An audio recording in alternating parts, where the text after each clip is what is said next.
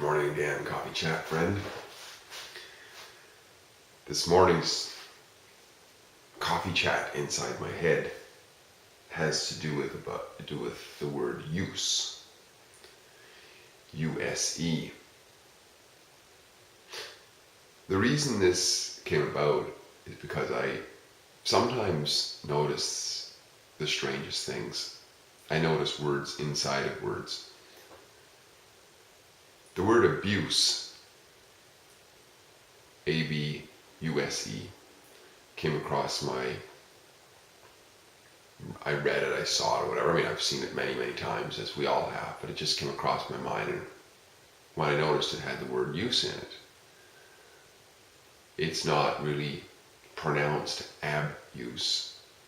It's more pronounced abuse, I guess, but nevertheless it had the use in it, so I said, well, it's got to be related to that. So it got me thinking a little bit,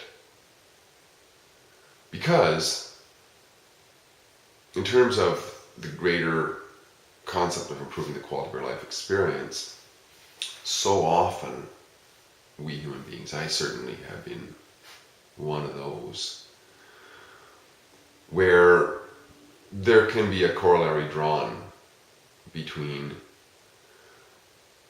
the current quality of life experience and recognized abuses in the past, near past, distant past, whatever it is. What we would think of as abuses that we were part of, knowingly or unknowingly, we participated in, which led to our current feeling of whatever, feeling of dysfunction in relationships, feeling of ill health, these sorts of things. And of course, we're always talking about the input we can have. I'm not talking about genetic abnormalities or circumstances we find ourselves in which, by all observation, doesn't seem to be in our control. I'm talking about things that are in our control, or that we have a great deal of influence on individually. So if we can notice that abuse is part of our current circumstance, then maybe if we just drop the AB and get back into the use of ourselves, then that would change things. I just thought that was interesting. So I'm going to have a quick little look at it here once again for myself and share this with you. Now, when I looked at it, I realized there's other words that have ab in front of them. Like there's the word abnormal. When we think of abnormal, we think of something that is not normal. Another one that's interesting is aboriginal. I've been intrigued by this word because it all of a sudden came on the radar, and as soon as it came on, the governmental bodies actually started using it exclusively. They had switched to, there's this tendency to use euphemisms to keep changing up the language because people feel put upon, or whatever it is, by the current, or there's the feeling that people are feeling put upon, or whatever, by current lingo. So a lot of times how we label things will get changed and changed and changed and changed. And this is especially true about groups of people. These names will get changed. So the latest, for a while, it was natives. And I certainly feel that native is a very dangerous word for controlling bodies, because if you're native, then that means I was maybe here before you, and therefore why are you bossing me around? But the word aboriginal might be a convenient one if you can get enough people to buy into it, because if abnormal means not normal, then aboriginal means not original. So who's the original then? Well, maybe nobody knows. But that was a diversion, for sure. However, not really a diversion, because I wanted to make the point that I just noticed that maybe abuse means not use, not using it. So what it is, I looked it up, my usual way, right? Because I like to go to the old uses of the word, the etymology of words, because often you get a breakdown, a really good breakdown of where these things are coming from. And what I found out is that in the etymological sense, abuse basically means misuse. And there's not really, I could go into the etymology of each word, but generally in general discourse we understand what misuse is. The ab part means away from. So abnormal is away from normal, right? Abuse is away from use, away from the use, or wrongly. That's what the ab means. Now, just in another etymological dictionary, there was things like, sort of synonyms for abuse were use up, misuse, ravish. That was interesting. This is in reference to drug and sex, basically in old times was ravish. And then another one was improper practice. And then in 1500, typical cultural sense, or religious sense, was wicked, shameful violation of decency. These sort of things. These were all synonyms for abuse at different times. Now, synonyms for use are to profit by, enjoy, consume, exercise, perform. So you can see that when we use something, we're consuming it, we're profiting by it, we're enjoying it, and all these sorts of things. So it doesn't mean that in abuse we are using, we are potentially enjoying, consuming, exercising, there is a use there. But what it's saying is that the ab part means that it's away from, or it's the wrongful. So the question of wrongful use, perhaps. Just as a little story. I remember when we were kids, one of my sisters had this doll. It was a large rubber doll that she got when she was very young. Very good quality as things were built back in the day. It was all made of rubber. And the doll's name was Peter Doll. That's what we all called it. And what was interesting is that the head of the doll came off quite easily. It popped off and popped back on. And it was a perfect size for us kids to play soccer in the house, living room. So we would pop the head off whenever our sister was not paying attention or what have you, and play soccer with the head of the doll. And of course, it was much to our sister's disgust when she would find that, because to her that was an abuse, that was a misuse. It was a use. You can see clearly it was a use of it, but it wasn't used for what it was intended to. You can imagine looking back at who manufactured that doll. They manufactured that head to be used as a head, not to be used as a soccer ball.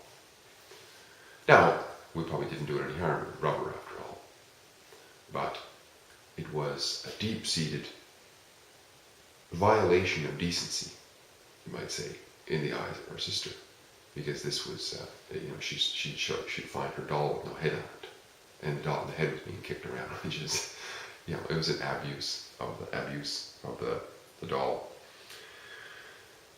But maybe didn't do any harm. We can pop it back on. But if you can look at, in terms of when we abuse ourselves or others or property, this sort of thing, we can actually cause injury. The misuse can lead to injury.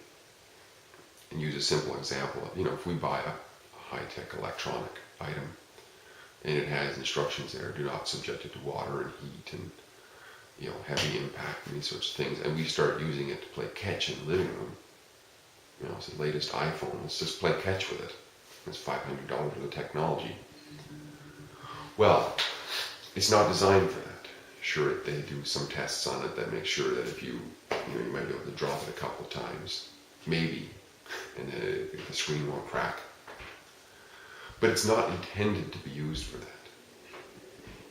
So here's its use, and we're using it for this. Therefore, we keep it up, there's going to be consequences. Somebody's going to miss the catch. It's going to fall on the ground, something's going to break on it. And you know what? It's the same with us. I mean, nobody knows for sure what every healthy action is, why things were historically prohibited and these sorts of things.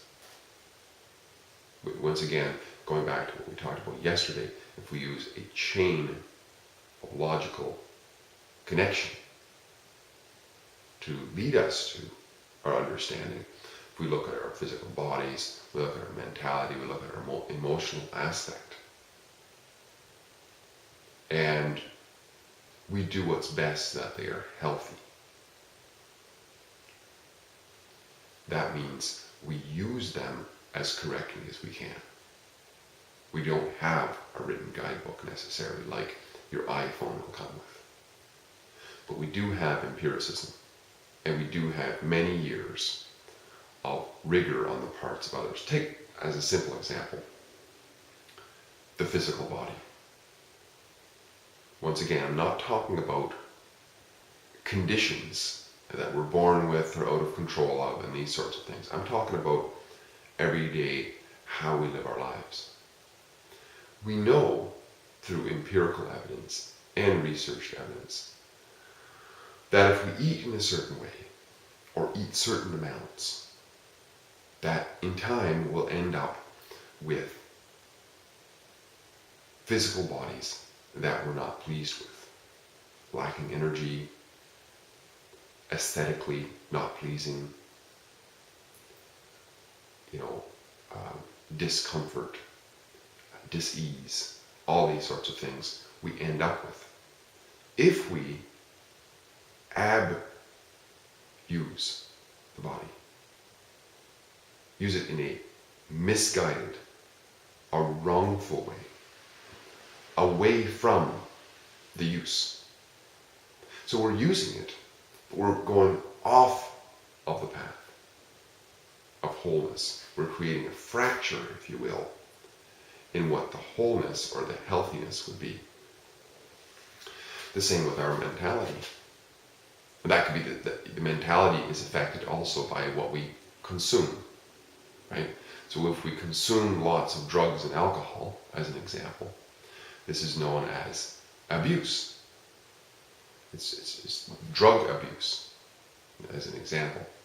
Well, it's really abuse of the body, but it may be abuse of the drugs too, because it may be a legitimate reason to use drugs periodically for those conditions that we talked about before that we don't seem to have any control over. We're in lots of pain or whatever. There's nothing like a good painkiller. But if those conditions are not there, and we're just popping them anyway, then we're abusing the drugs, and it's going to have its effect. Use for the design purposes is going to benefit us. Abuse is going to eventually not, because once again the ab part means away from the ab. Once again, remember, abnormal away from normal, abuse away from the use. So we're the use direction is going this way and the abuse is going this way. Well, you're going to end up in different destinations, and we know this. We know this because we've all been there. We've all been there.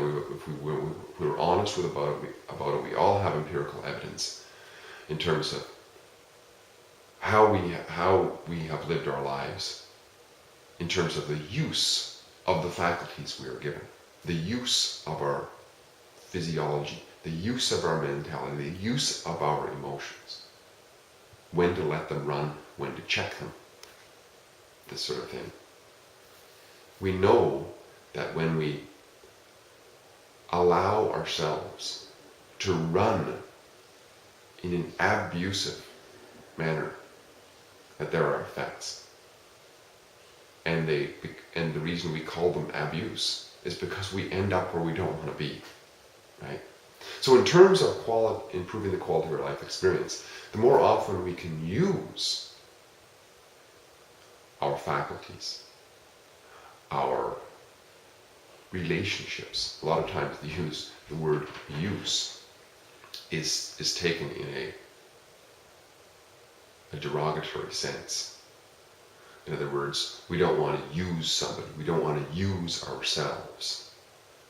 Well, I would say that is a bit of that's incorrect. I would say it's incorrect. We don't want to abuse our relationships. We don't want to abuse ourselves.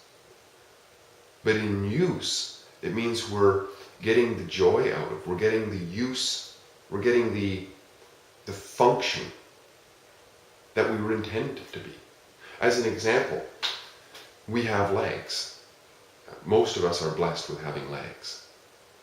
Well, they're intended to be used for something. There's nothing wrong with using those legs.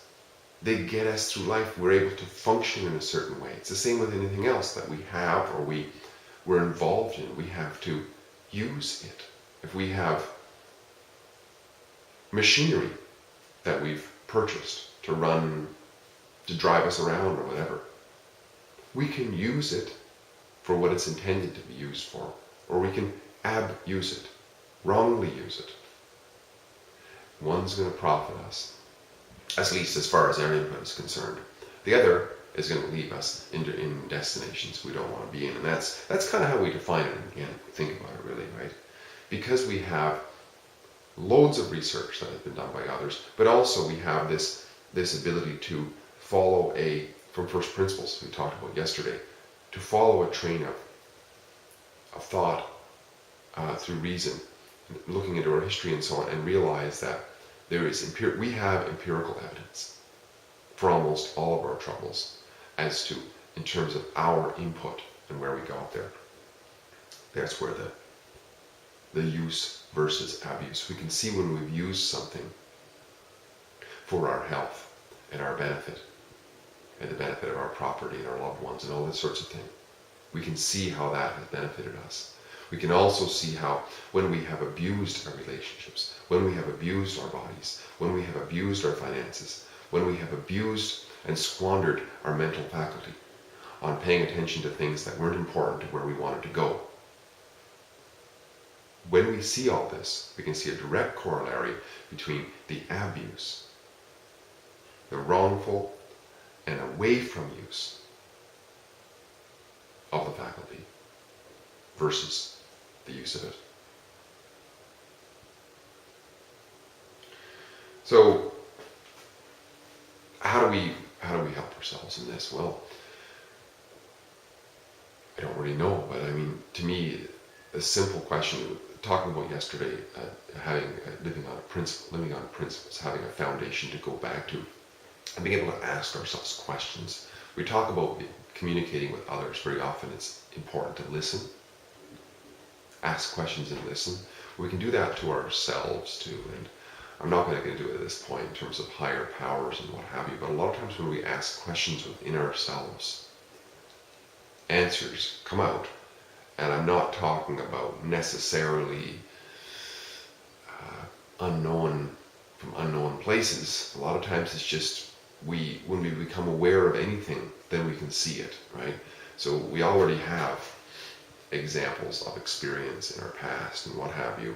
But when we start to focus and ask questions, such as what is the preferred use of this faculty that I have, of this machine that I have, of this car that I have, of this relationship that I have, of this food that I have. All of these things, when we can ask the question honestly, not out of some kind of joke, because we don't have to do it at that point. We don't have to use humor to try to fuzzy over everything. because we're asking ourselves at that point. There's nobody to fool anymore, right? When we can ask that honestly, we can get honest answers coming out, because we'll start to connect things in a reasoned manner to realize that, you know what, when I behaved this way, I didn't end up where I wanted to be. So that was the away use, that was abuse. Other times when I ended up where I wanted to be, that was probably the correct use of it. You know, in terms of the legs, if I go exercising and I exercise to the point where I drop and I can't get out of bed in the morning because my legs are just seething in pain, I've abused them for that moment. They weren't in the condition for that type of use. A lot of this stuff is so logical, isn't it? But a lot of times we don't. We just listen to what somebody else in some book wrote, or we just listen to some talking head like me. So once again, I'm not here to try to tell anybody. I have no degrees, no professional background, or not even really any data to show you. I'm just looking at these things and definitions and just talking to hopefully get a conversation going inside as many people as possible as to, what is truth? Where am I abusing in life? Where am I using beneficially what I'm using? And how is this affecting me? All of these sort of questions, just ask and ask more questions whenever there is doubt, especially. When things are going fine, let them roll, I guess. Keep on steering it in the direction. But in times of abuse, with serious consequences of abuse, I think it's important to ask. And the sooner and more effectively we can get back onto the use train, the rightful use of what it is that we're abusing, then I would say the greater our quality of life is going to be. It's more than just I'd say. That is the measure, actually. The quality of life is in relation to the preferred use, the greater quality of life. It's great chatting to you again, and I hope this is helpful. I intend to do as many of these little talking head videos as I can, especially until I can get back into sitting with many people such as yourself and sharing a wonderful cup of something warm on a cool winter day, and just enjoying the interaction and discussion. Till that time, I'll keep doing this, and I'll talk to you soon. Bye-bye for now.